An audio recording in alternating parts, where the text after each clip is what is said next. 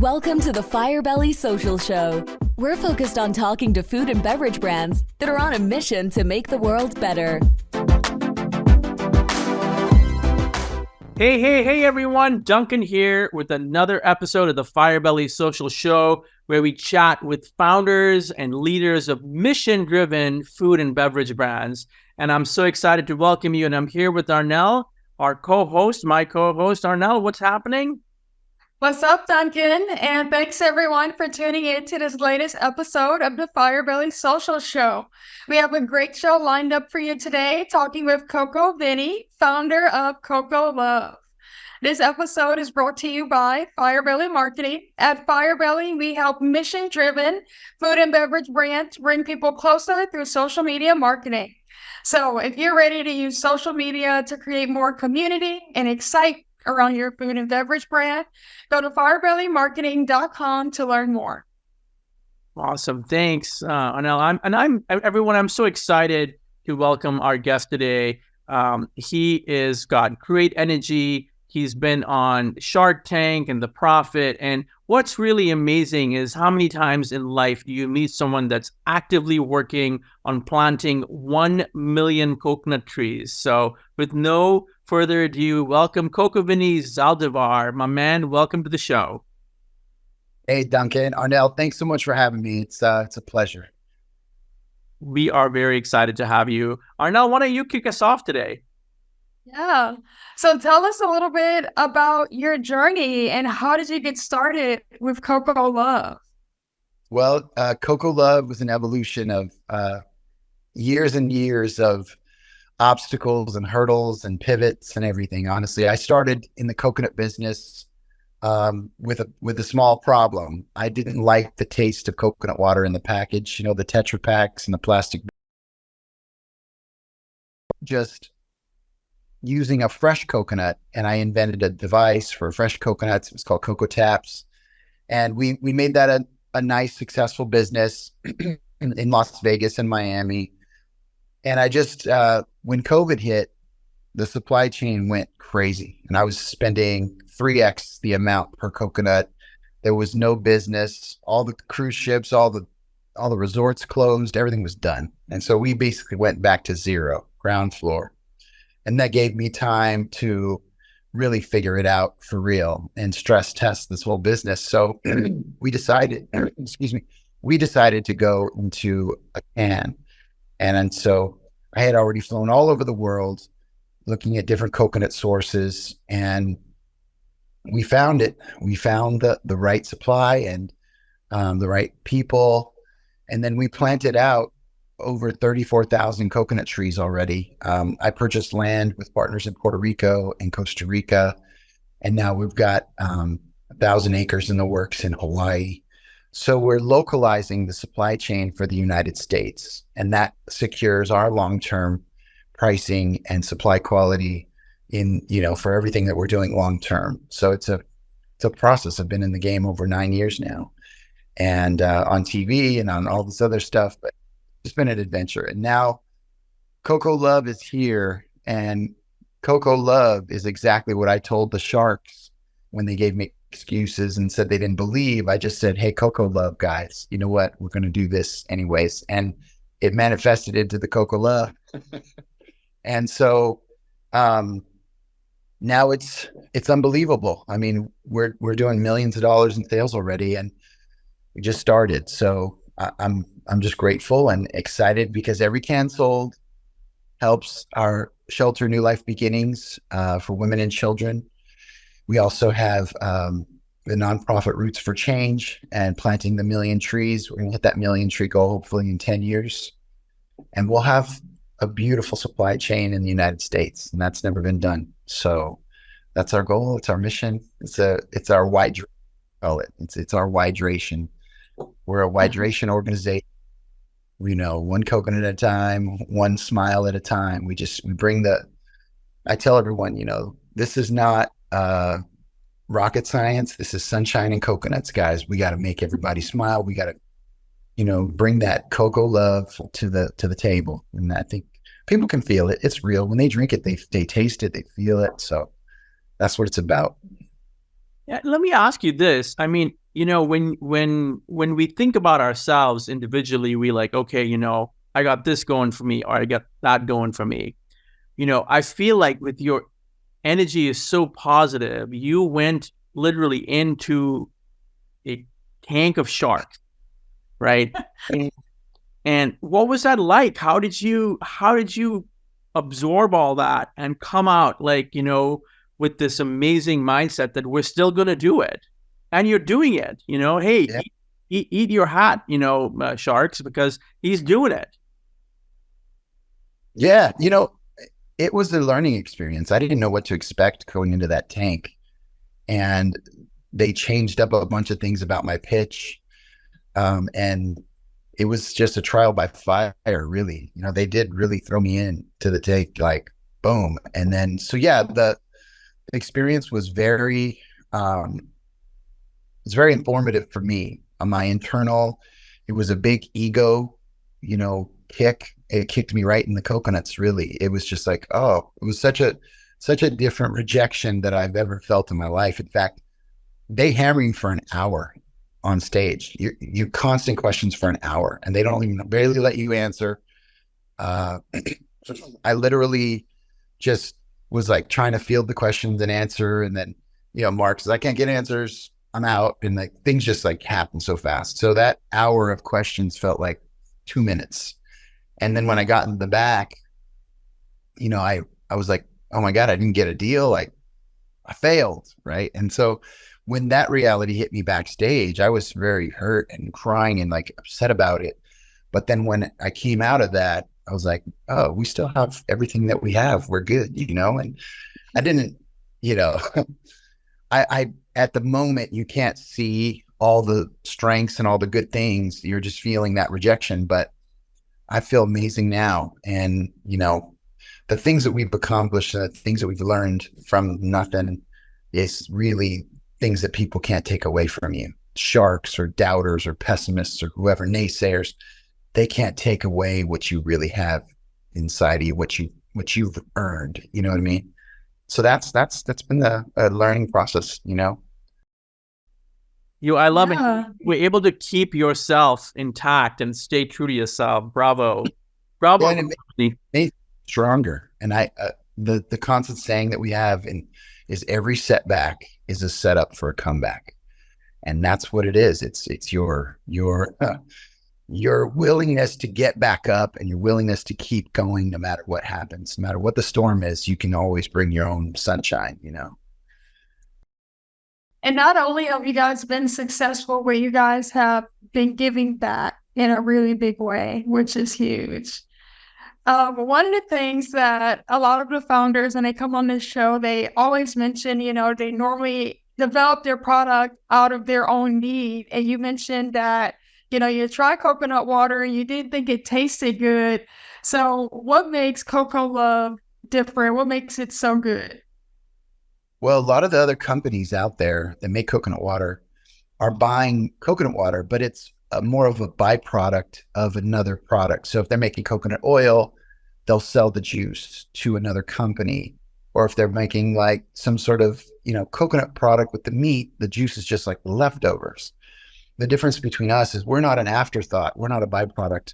We harvest the coconuts exactly the right time for the sweet juice. We're intentional about what we're doing in that aspect. Also how they're packaging it. A Tetra Pak is probably one of the worst environmental things you can pack drinks in, because you have foil, aluminum, cardboard, and plastic all glued together. And in an environmental, they've pitched the Tetra Paks as an environmental solution, and it's not. It's one of the worst things, because all of it will end up in landfill no matter what. There's no facilities to separate cost effectively the metals and the cardboards and the plastic. So intentionally, coconut water is best in a can. Of course, it's best in the fresh coconut right from Mother Nature's packaging. And that was what we did in the beginning. And the second would be a can. Both plastic bottles and Tetra Paks is terrible for the coconut water integrity, because it needs to be dark, no sunlight, and it needs to keep oxygen out of there. And the Tetra Pak and the plastic bottles don't do that well. And that's why the taste is, not there.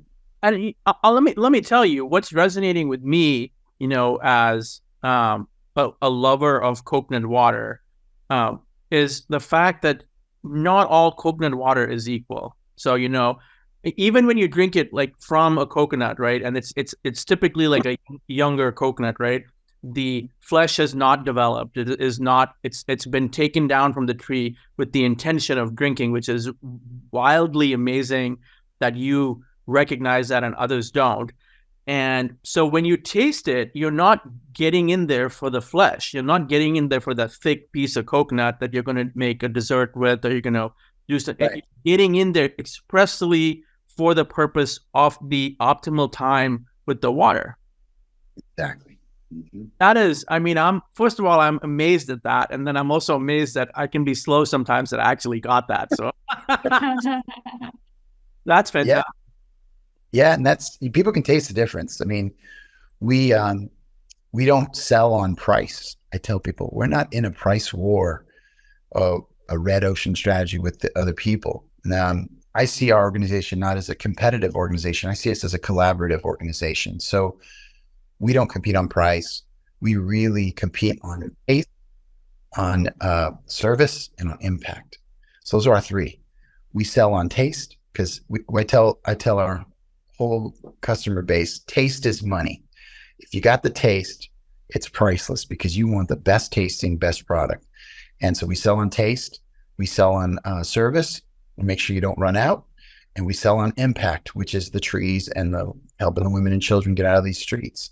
That's it. And that's the CocoLove. That's our whole hydration strategy. That's the CocoLove. That's the CocoLove. It's a trifecta. I know that was one of our questions, Arnel. Yeah, it was. I love that. That's the trifecta. It's the taste, the service, and the impact. Yeah. Exactly. Yep. Those are our strengths. We focus on our strengths, and it's amazing that it's also priced well. There's other companies that are priced a lot higher than us, and they're coming to us saying, you taste way better than those guys. So they're getting to save money and improve their quality. So that's where we're at. We're just, we're seeing it in the market. We're selling well. Our sell-through numbers are showing.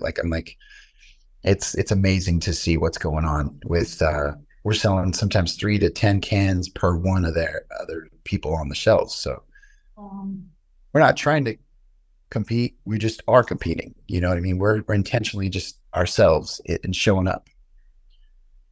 Yeah, I think people really respond to that genuine energy, and I think that is a huge driver of what it is too. Not only just you guys giving back, but, your price point, flavor, like you said, taste, experience, all of those things matter. So what would you say are some of your biggest challenges and successes as you're growing, as you've developed and grown CocoLove to where it is today? The challenges never stop coming. You think I'm one and then just 2 more show up. So it's a tough question to ask, but basic challenges of growing a business, period. The basics of attracting the right people and having the right talent. And, it was a challenge before to have shelf life and other things, and this solved that. So we listen to the market daily on what is needed. The market won't lie.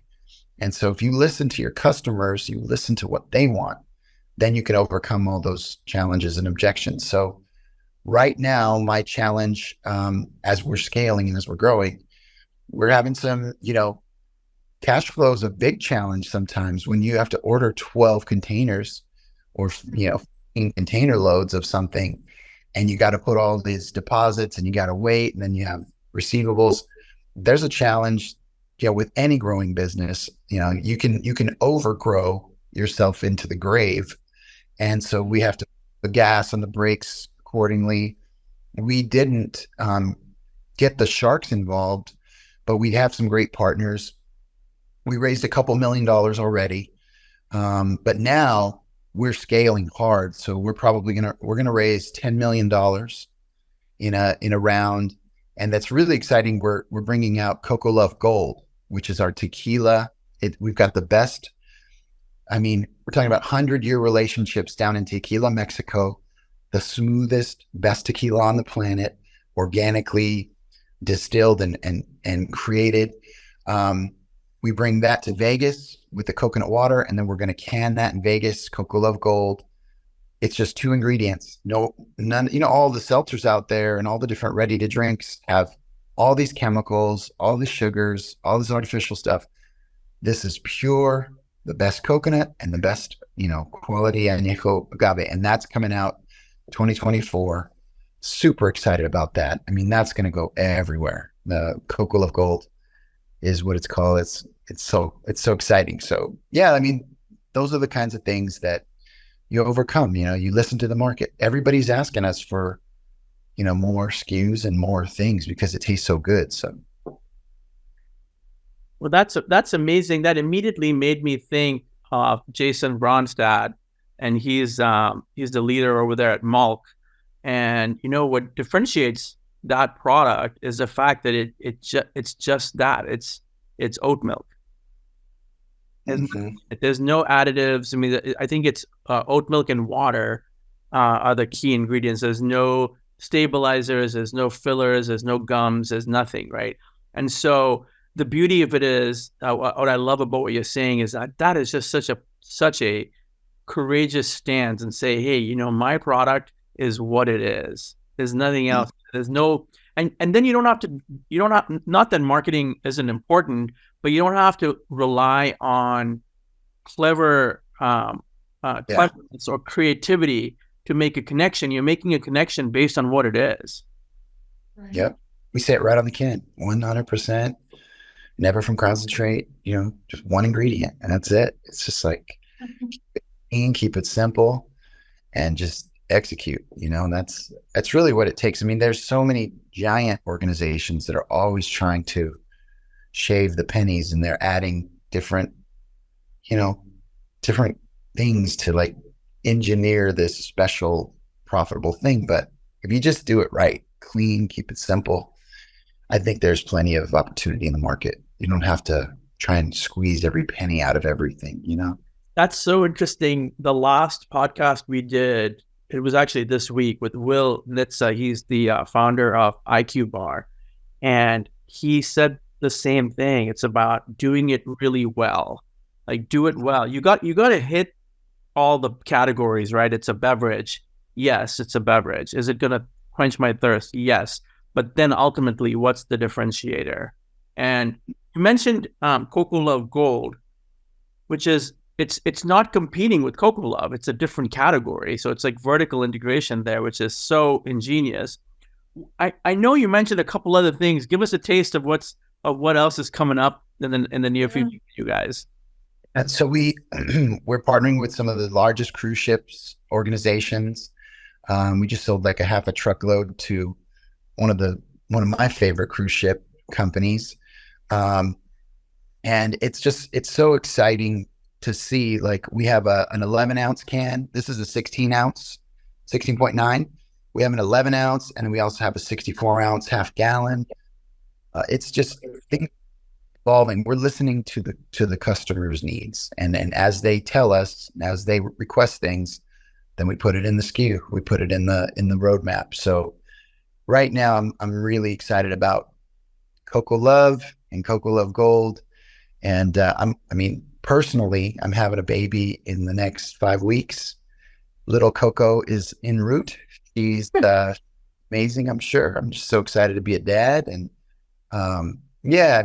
that's it. It's a Coco dream life being built here in front of my eyes. So just grateful and just happy to be here. I mean, there's a lot of things going on in the world, a lot of really tragic, horrible things everywhere. You can't even turn on the news. I try not to. And but the fact that we can be here and give people some hope, some love, some hydration, that's what it's all about. And I mean, I'm really excited. I mean, I can't count the blessings. There's so many, Yeah. That's so great. And so much change and everything going on and baby on the way and building a successful business. How do you take care of yourself? What do you do for CocoVinny? So my morning routine is I get up and I get in the ice bath. I have an ice bath in my garage. Nice. Do a 5-minute ice bath. I go stand on the grass. I get grounded in the sun, and then I do my workout, and then I get the day on. So that's one of the things that I do for myself daily. Besides that, I just really try and stay grounded and focused because it's hard building a business. You know, we have 15 people in the organization already, plus our distributors, and it's a lot. So we just keep focused, keep grounded, and keep everything in perspective because none of us are getting out of here alive. Life is very short, and so don't take yourself or don't take anything else too serious because really we're just this little grain of sand on the beach, and we're not that important, but we can have a major impact if we just stay focused and stick to the script, so to speak, you know? Totally. Where let's tell people so they know for sure where all they can find you. So if you go to CocoLoveWater.com, you can buy CocoLove, and special for your whole Firebelly audience, they can just enter in CocoLove VIP 15 and get 15% if they want to try the CocoLove. You can also reach me on Instagram. We have CocoVinny, CocoVinny, Facebook, IG, all that. And CocoLove Water at CocoLove Water is on IG and all the other places. So yeah, I'm real easy to get a hold of. You literally just have to Google, and then you can find me on LinkedIn, find me anywhere. I make myself available as a public coconut servant. So Love it. That's beautifully put. I mean, I think this is a very inspiring episode for both Darnell and I. And as a leader, you have to do so many things. You've got to have the vision. You've got to hustle this, hustle that. Fundraising. Overseeing things. And I think that leaders don't get thanked enough. And so we're both here to say thank you for what you're doing to make the world a better place. Just for this one second here, we want to thank you and recognize that you're making the world a better place. And amazing.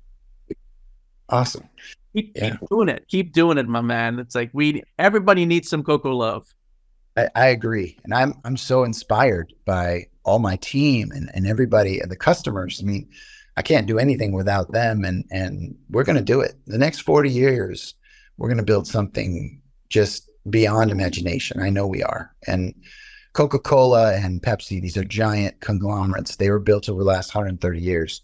We're headed probably to that scale in the next 40. I do feel and believe that with what we're doing. We're putting some groundwork in here. So love it. Darnell, you got a message for us?